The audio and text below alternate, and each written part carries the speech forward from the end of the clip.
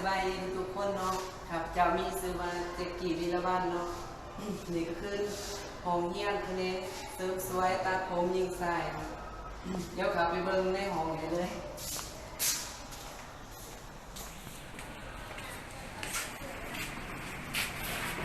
สบายดีทุกคนสบายดีเรื่องยังเนาะ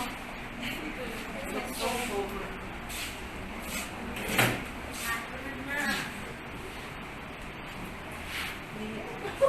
ส้มยังก็กระดาษ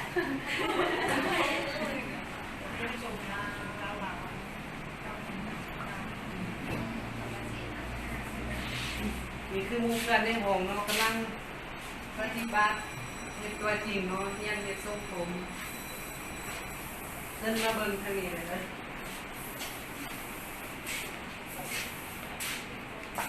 สบายดีซื้อยังเนาะชื่อวานิซ่า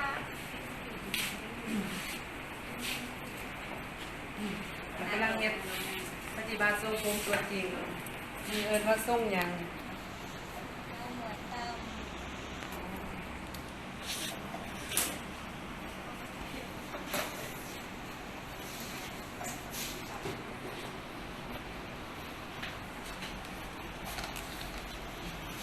ดีได้เฮ็ดทรงหยังขันสัตว์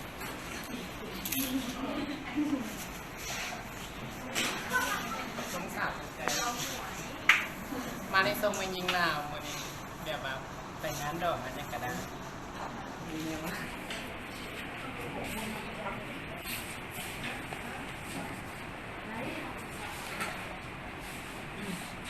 แต่ละคนตั้งใจดีเนาะ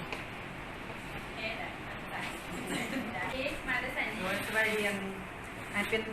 เฮียนนั่นฮักเฮียนจบสุดแล้วเนาะ แม่บอกโอ้เกณฑ์มาสอนน้องได้ปะได้ส่งนี้ก็จะม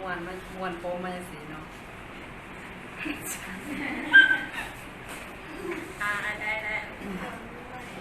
จะมาได้ใส่ก่อนมันเป็นมันเฮียนฮักเฮียนจบสุดวันแล้ว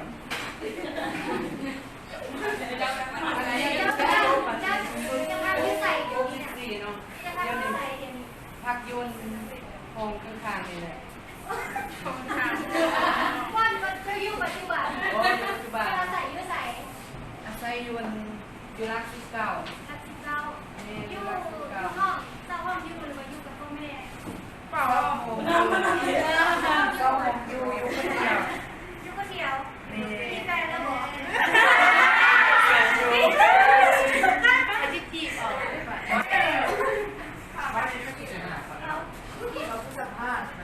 อย่างนี้ค่ะวันนักเรียนสุดีนะมีแต่คนจบงามเนาะตั้งใจเรียนตั้งใจได้ตัวสองตัวสามตัวมีแล้วก็ลงขังลงเมตร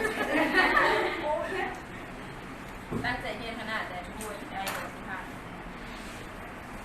เรียนว่าได้เรียนได้จักส่ง